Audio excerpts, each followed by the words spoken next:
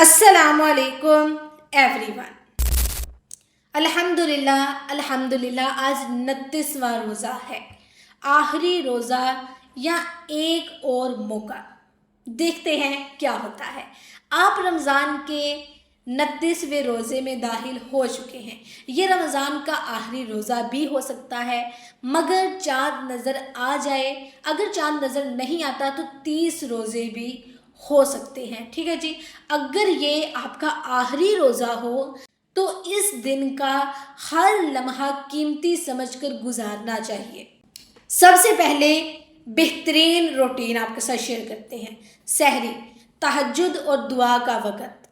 تہجد نماز کم از کم 4 رکعت ضرور پڑھیں، اس کے بعد استغفار اور توبہ کریں، اپنے گناہوں کی معافی مانگیں، اس کے بعد قرآن کی تلاوت کریں، سورہ ملک یا سورہ واقعہ لازمی پڑھیے، اس کے بعد لمبی دعا کریں، دنیا اور آخرت کی بہترین تقدیر کی دعا کریں، جنت کا سوال اور دوزخ سے پناہ مانگیں، ٹھیک ہے جی۔ اس کے بعد رمضان کے باقی دنوں کا پورا اجر مانگنا۔ یاد رکھیں، اگر یہ چاند رات ہے تو یہ مقبولیت کا وقت ہے، اس لیے دل سے دعا کریں۔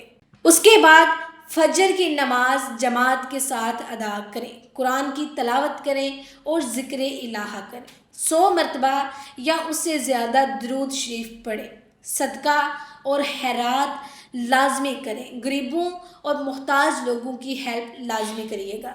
دیکھیں، 29ویں روزے کو پوری شدت سے گزاریں، کیونکہ یہ رمضان کا آخری دن بھی ہو سکتا ہے۔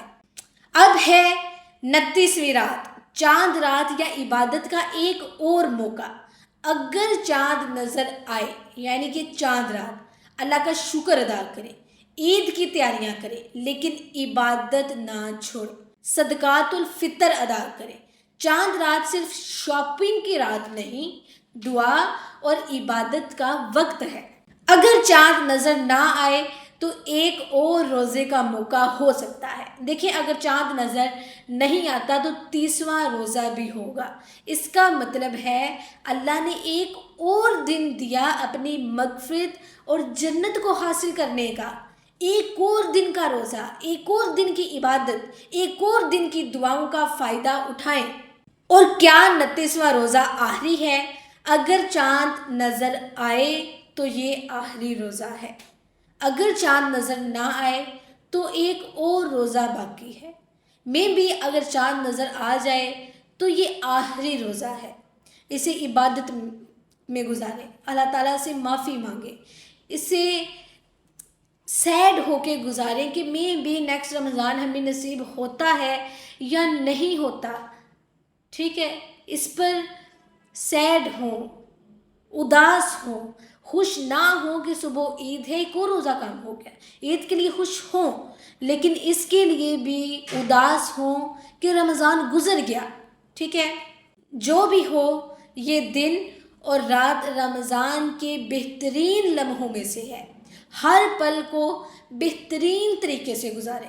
اللہ ہمیں اس رمضان کی برکتیں نصیب کرے اور ہماری دعاؤں کو قبول کرے۔ ہم نے اس رمضان میں جو کچھ مانگا، جو ہم نے عبادت کی، اللہ تعالیٰ اسے قبول کرے، آمین۔ اللہ حافظ۔